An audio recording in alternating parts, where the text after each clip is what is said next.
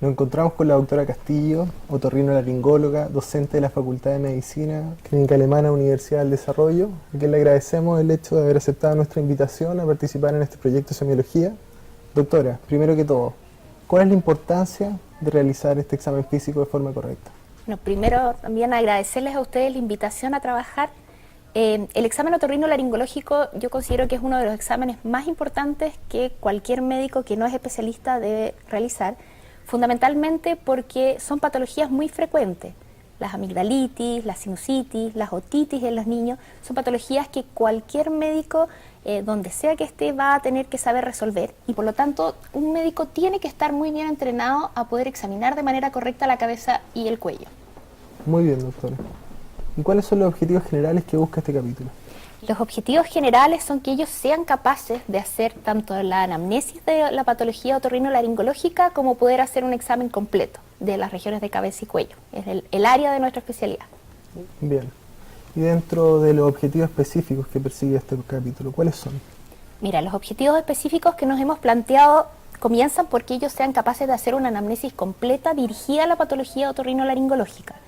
Luego, que puedan hacer el examen físico de manera sistemática, que no olviden ninguna de las áreas a examinar, que puedan hacer oído, que puedan hacer nariz, boca y cuello, y que todo esto esté correlacionado con la anatomía, que tengan en mente permanentemente las estructuras anatómicas que van a estar por debajo de lo que ellos van a poder observar o palpar dependiendo del caso.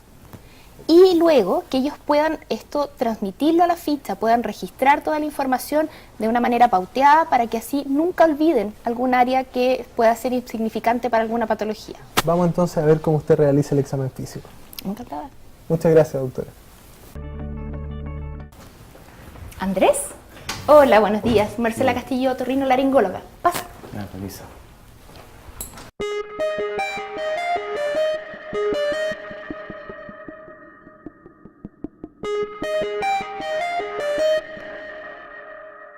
La anamnesis en esta especialidad debe ser complementaria a la anamnesis próxima y remota. Andrés, te tengo que hacer algunas preguntas. ¿Ya? ¿Tú consumes tabaco? ¿Algo que me puedas contar de eso? Sí, fumo. ¿Mucho o poco? Regularmente como los fines de semana. Los siguientes elementos de la anamnesis son los que no deben faltar en un paciente que ocurre a nuestra especialidad por una patología otorrinolaringológica. Entre los hábitos, el consumo de tabaco, el consumo de alcohol y la exposición a ruidos, el uso de algunas drogas o fármacos que pueden haber sido ototóxicos, alergia a alimentos e inhalantes, barotraumatismo, como el caso del buceo o viajes en altura. Poco. ¿Tienes entrenamiento vocal? ¿Cantas o has recibido alguna vez alguna instrucción? No, nunca. Nada de eso. El uso de la voz, si es esta profesional, laboral o de uso de LIP. ¿Recuerdas de niño haber tenido alguna cirugía, alguna otorrinolaringológica, como cirugía de oído, cirugía de amígdalas, No, adenoides? nunca tuve ninguna. Ningún problema de eso. ¿Y roncas? O sea, que yo sepa, no. Si hay otras patologías asociadas, como reflujo gastroesofágico o ronquido, ya sea con o sin apnea. Y las características de la voz, si es una voz hipo o hipernasal.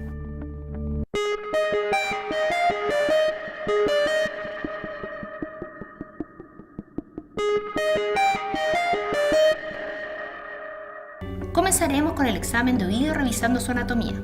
En el oído, topográficamente, se reconocen tres áreas: el oído externo, el oído medio y el oído interno. Gran parte del oído está dentro del hueso temporal, excepto el pabellón auricular y la parte externa del conducto auditivo externo. Desde el exterior hacia el interior se encuentra el oído externo, compuesto por el pabellón auricular y el conducto auditivo externo, hasta la membrana timpánica, donde continúa el oído medio, compuesto por la caja del tímpano y las celdillas mastoideas. La caja del tímpano está conformada en su pared externa por la membrana timpánica. En su interior, esta caja aloja a tres huesecillos: martillo, yunque y estribo, y a los músculos del martillo y del estribo. El oído medio termina la membrana oval para luego continuar en el oído interno, el cual está constituido por dos estructuras, la cóclea y el aparato vestibular. Se continuará con el examen de boca y faringe. Primero revisaremos algo de la anatomía. Los labios son la continuación anterior de los carrillos. tienen piel en la parte exterior y mucosa en el interior que se une a las encías. Entre ambas existe una zona de transición. Dentro de la boca se encuentran los dientes, que se localizan en los alvéolos de las apófisis dentarias de ambos maxilares. La dentición definitiva incluye 32 dientes, 4 incisivos, 2 caninos, 2 premolares y 3 molares. La lengua está formada por músculo estriado cubierto por mucosa. Las elevaciones ásperas en su superficie lingual se llaman papilas. Hay 3 tipos de papilas: las filiformes, fungiformes y circunvaladas. El paladar duro se forma con los maxilares superiores y palatinos. El paladar blando es una división muscular entre la bucofaringe y la nasofaringe. La úvula es una prolongación muscular que cuelga del borde libre del paladar blando. Durante la deglución, cierra la nasofaringe e impide que los alimentos y líquidos pasen a la nariz. Los pliegues musculares laterales son los arcos glosopalatinos y detrás de los cuales se ubican las tonsilas palatinas. El vestíbulo de la boca es el espacio delimitado por los carrillos y labios por fuera y los dientes y encías por dentro. Las glándulas salivales mayores están formadas por 3 pares: parótidas, localizadas en el plano anteroinferior de los oídos, que poseen un conducto parotídeo que se abre frente al segundo molar superior; las glándulas submaxilares, debajo de la base de la lengua, en la parte posterior del suelo de la boca, con conductos que se abren a los costados del frenillo lingual; y las sublinguales, que son anteriores y superiores a las submaxilares y desembocan en el suelo de la boca. La faringe es un tubo de músculo esquelético con revestimiento de mucosa. Los alimentos pasan de la boca a la faringe. La deglución tiene una etapa voluntaria y otra involuntaria, en la cual se cierra el acceso de la comida a las vías respiratorias. En 1 o 2 segundos el bolo pasa al esófago y las vías respiratorias se vuelven a abrir. Cuando apliquemos la técnica para examinar el cuello, visualizar la anatomía subyacente es de gran utilidad, puesto que ello nos permite identificar con mayor precisión las estructuras anatómicas involucradas. En el examen de cuello destacan estructuras como las vértebras cervicales, los músculos trapecio y esternocleidomastoideo, los huesos hyoides, cartílagos tiroides y cricoides, la tráquea, linfonodos, la glándula tiroides, las arterias carótidas y las venas yugulares. El músculo esternocleidomastoideo se inserta en el esternón y en el tercio medial de la clavícula, en un extremo, y el proceso mastoides en el otro. El músculo trapecio se extiende desde el borde lateral de la clavícula, la escápula y las vértebras cervicales hasta el promontorio occipital. El triángulo posterior, que está delimitado entre el trapecio, el esternocleidomastoideo y la clavícula, y el triángulo anterior entre el esternocleidomastoideo, la mandíbula y la línea anterior del cuello. La arteria carótida y la vena yugular interna quedan debajo del esternocleidomastoideo, hacia el borde anterior. La glándula tiroides está formada por 2 lóbulos laterales, cada uno aproximadamente del tamaño de una nuez, unidos al medio por el istmo, que se ubica más abajo del cartílago cricoide. Los lóbulos laterales rodean los anillos cartilaginosos de la tráquea y quedan cubiertos por el borde anterior del músculo esternocleidomastoideo. La vena yugular externa cruza superficialmente el músculo esternocleidomastoideo en la dirección hacia arriba y adelante. En un hombre, el cartílago tiroides es más prominente y angulado que en una mujer.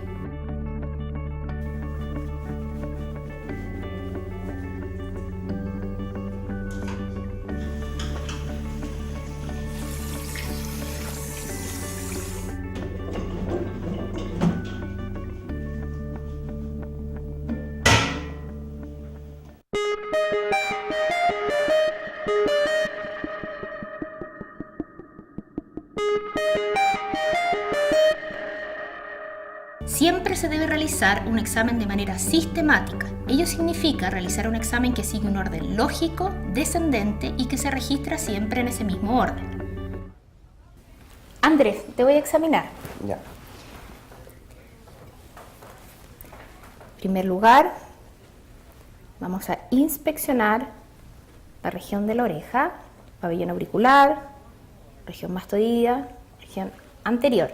Lo primero que el médico debe de observar es la presencia del pabellón auricular y del conducto auditivo externo. Luego se debe inspeccionar la región anterior y posterior del pabellón auricular, observando la implantación, forma, tamaño, color, en busca de posibles lesiones. A su vez, no hay que olvidar de inspeccionar la región retroauricular o mastoidea, en búsqueda de eritema, edema o aumento de volumen. Luego se continúa con la palpación del pabellón auricular, buscando zonas de dolor a la movilización. Con esto se le pide al paciente que informe si siente algún grado de dolor al traccionar suavemente el pabellón auricular. A su vez, se buscan zonas de tumoraciones. Existe un signo que se denomina el signo de la fístula, en la cual yo comprimo fuertemente el trago y suelto presión. En el caso que sea positivo, el paciente tendría una sensación vertiginosa y nistagmus horizontal de sus ojos. Este signo puede reflejar la comunicación entre el oído interno y el oído medio, por ejemplo, en la presencia de un traumatismo o de licencia de su cubierta ósea. Vamos a palpar la región anterior buscando adenopatías preauriculares. Luego, en la región preauricular se debe buscar la presencia de adenopatías. A continuación, se palpa la región de la mastoide por posibles complicaciones inflamatorias como adenopatía o zonas dolorosas o casos de absceso fluctuante. Existen causas de otalgia, es decir, dolor de oído, que son reflejas, es decir, no ocurren en el oído propiamente tal. Luego vamos a seleccionar el conito más grande que podamos introducir y traccionando suavemente la oreja, vamos a ir a observar la membrana timpánica. La introducción del espéculo del otoscopio debe ser siempre bajo visión directa. Luego se debe traccionar hacia superior y posterior el pabellón auricular con una mano para poder desproyectar el conducto y así poder observarlo mejor, y con la otra mano se debe tomar el otoscopio e ingresar dentro del conducto auditivo externo para poder observar las características del conducto y de la membrana timpánica. Entre las referencias anatómicas que no podemos olvidar están observar el triángulo luminoso, evaluar si la membrana se encuentra abombada o retraída, y esto podemos complementarlo en algunos casos con maniobra de Valsalva. Siempre hay que tener en cuenta no ingresar el conito completamente para evitar lesiones del conducto o de la membrana timpánica. Cabe recalcar que este procedimiento no debe ser nunca doloroso. Desde la visión de la membrana timpánica, nosotros tenemos una visión indirecta de lo que ocurre dentro del oído medio e interno. Vamos a complementar esto con un examen para evaluar la funcionalidad del oído, que es el examen con el uso de diapasones. Es un diapasón de 512 Hz. Esto va a producir un ruido para que no te asustes, te voy a mostrar. Así se escucha. El examen consiste en que yo lo voy a apoyar sobre tu frente y tú me tienes que decir en cuál de los dos oídos lo escuchas más fuerte o bien si lo escuchas simétrico en ambos.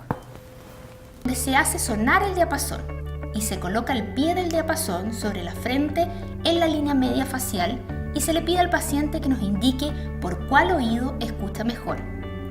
Lo normal es que el paciente escuche por ambos oídos igual o de alguna manera simétrico. En caso de hipoacusia de conducción, este sonido va a lateralizar al oído enfermo. Yo ahora lo voy a colocar sobre tu frente y quiero que me digas en cuál de los dos oídos lo escuchas.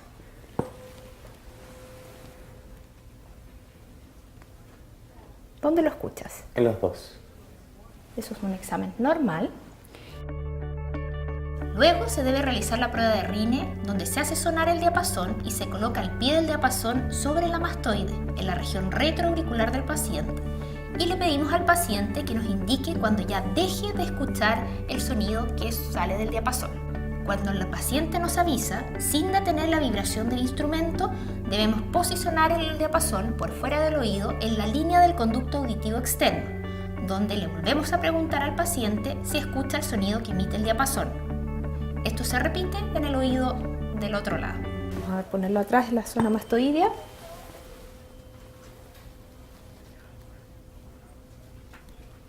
Avísame cuando ya no lo escuches.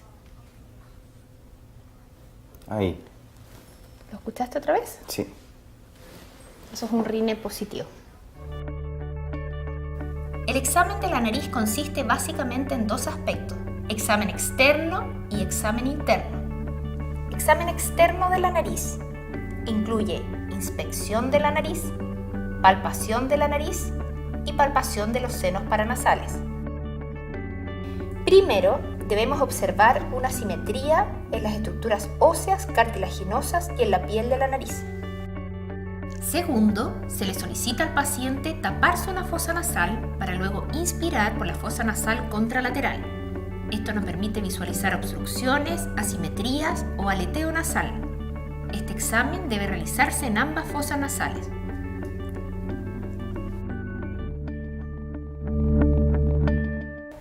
Vamos a palpar el dorso nasal, los cartílagos, y poder palpar en busca de crépitos, resaltes o zonas dolorosas.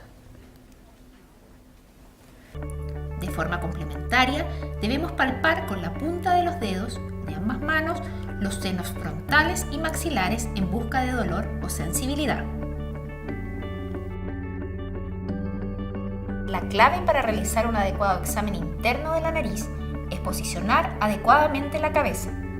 Se le pide al paciente que mantenga su cabeza hacia atrás.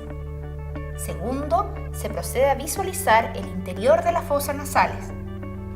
Para visualizar el interior de la fosa nasal, se debe sostener la punta de la nariz del paciente e iluminarla por medio de una luz externa. Para una mejor visualización se recomienda la utilización de un espéculo nasal. El espéculo se debe introducir de forma paralela al diámetro mayor de la entrada narinaria. Una vez en su interior, el espéculo se abre suavemente para permitir visualizar el tabique, el cual debe mostrarse recto y sin desviaciones, y con eso observamos los cornetes inferiores. Muy importante, se debe retirar entreabierto también para no lesionar la fibrisa. Lo mismo al otro lado. Es importante considerar durante el proceso el estado de la mucosa. Lo normal es que sea más eritematosa que la mucosa oral. Simultáneamente debemos descartar la presencia de cualquier tipo de anormalidades en el interior de la nariz, como pólipos, ulceraciones, cuerpos extraños, tumores, exudado o sangrado.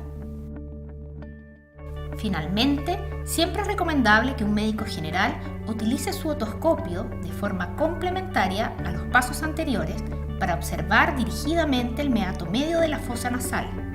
Para esto, levantamos la punta de la nariz, introducimos el otoscopio y buscamos el meato medio, ubicado en la zona lateral, en busca de algún tipo de secreción.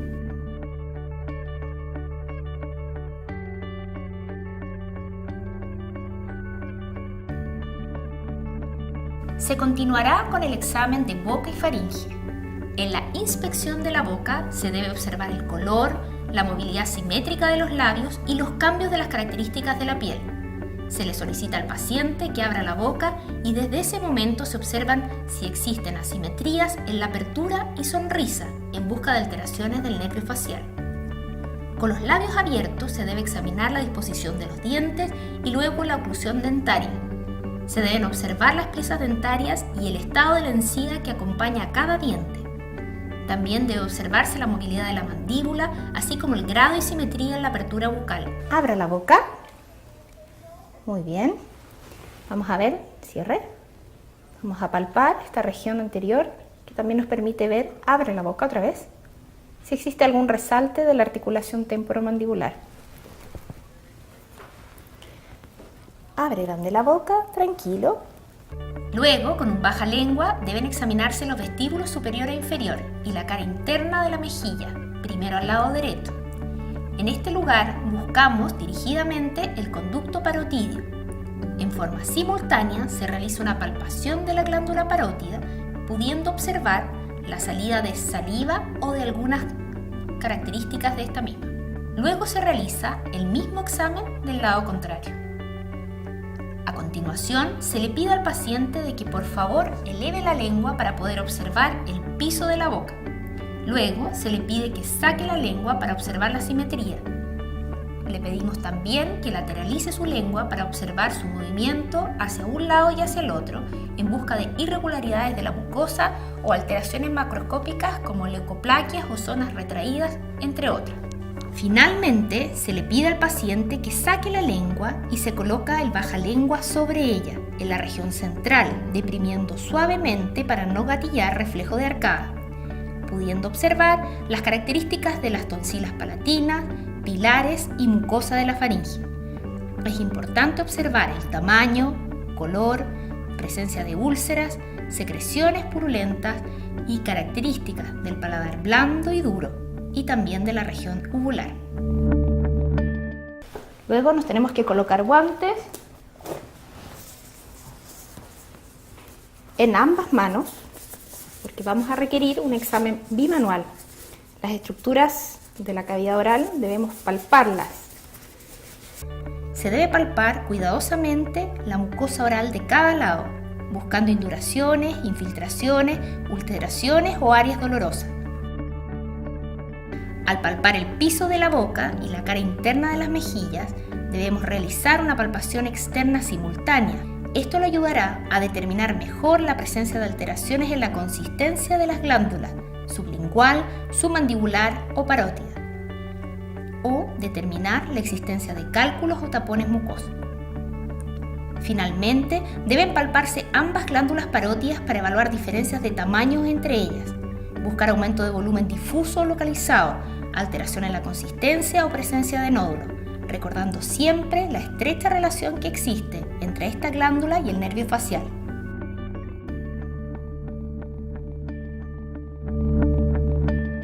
Ahora continuamos con el examen de cuello. En el examen de cuello tenemos que inspeccionar que el cuello se encuentre simétrico, en la línea media, que no existan amombamientos. Él como hombre tiene el cartílago tiroide prominente y no se ven grandes asimetrías. La inspección comienza observando la posición del cuello. Si el paciente es o no capaz de mantener la cabeza erguida, se buscan asimetrías, cicatrices, lesiones o masas. Se le pide al paciente que extienda el cuello.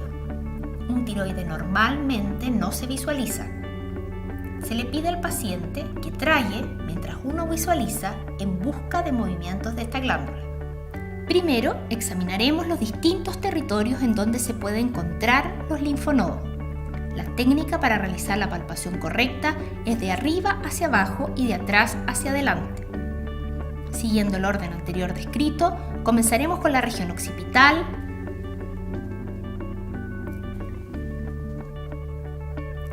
mastoidea, preauricular, submandibular, submentonianos, cervical anterior, lateral o posterior y huecos supraclaviculares.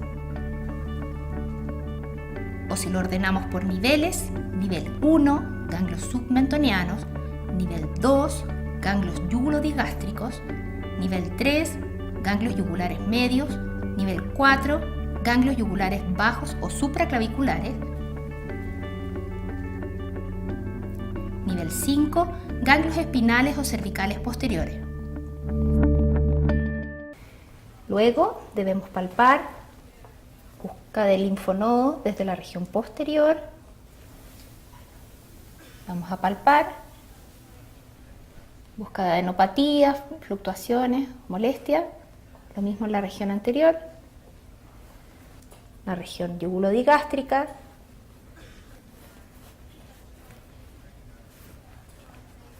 bajando la región central y la región submentoniana.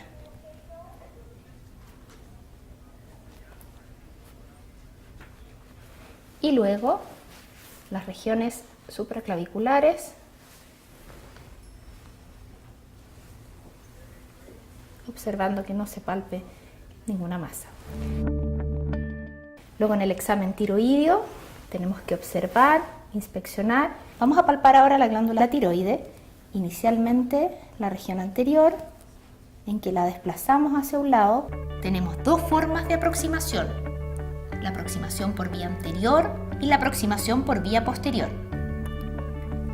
La aproximación por anterior se realiza estando frente a frente con el paciente.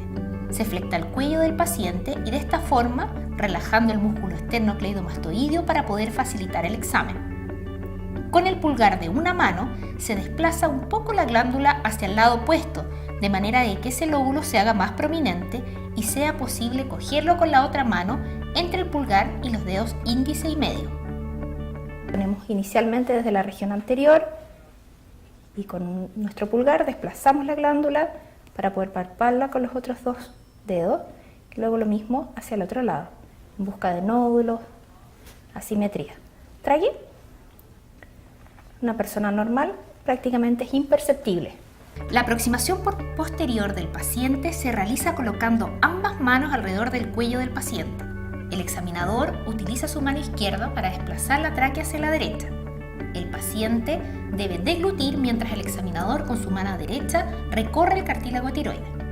Mientras el paciente deglute, la mano derecha del examinador siente el tiroides contra el esternocleidomastoideo derecho. Se realiza lo mismo del otro lado.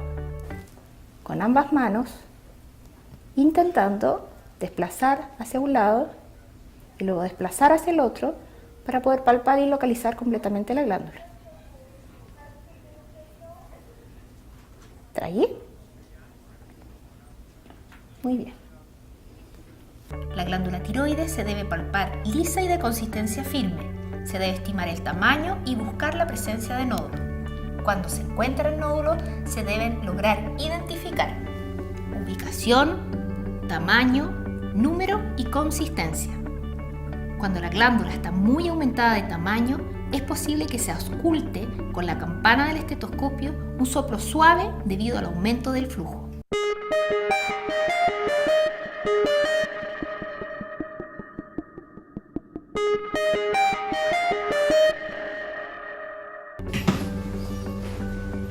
Al finalizar el examen físico otorrinolaringológico, en este caso realizado por la doctora Marcela Castillo, se debe realizar una constatación en la ficha clínica de los hallazgos.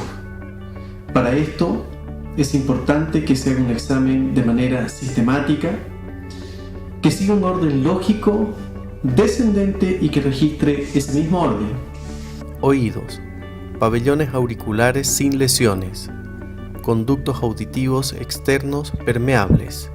Membranas timpánicas de color y brillo normal. Nariz. Fosas nasales permeables. Cornetes, meatos y septum nasal con mucosa rosada sin secreciones ni tumores. Cavidad oral. Dentición completa. Mucosa oral sin lesiones. No se observan tumores.